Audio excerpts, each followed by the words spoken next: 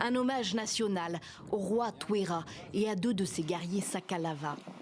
Le président Razoel accueille solennellement 3 crânes restitués la semaine passée par la France, ici au mausolée de la capitale, mémorial des nationalistes malgaches.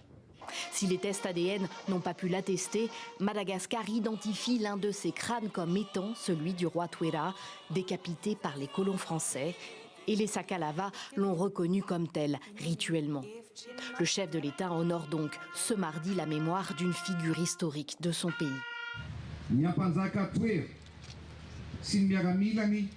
Le roi Touera, ses soldats et leur peuple se sont levés avec courage et audace.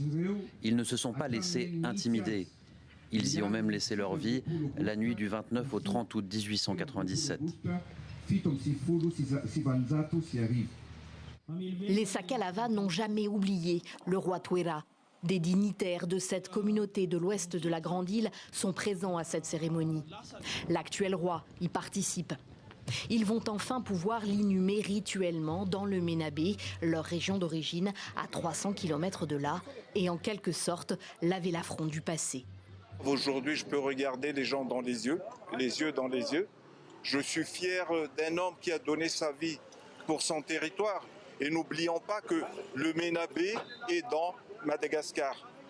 Donc défendre Ménabé, c'est défendre Madagascar. Donc je suis fier d'être l'arrière-petit-fils d'un héros. Les crânes sont arrivés à Madagascar lundi soir par avion.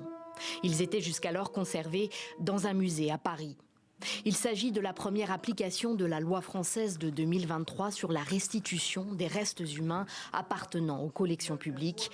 Paris avait dit vouloir créer les conditions du pardon pour les pages éminemment douloureuses de la colonisation française de Madagascar.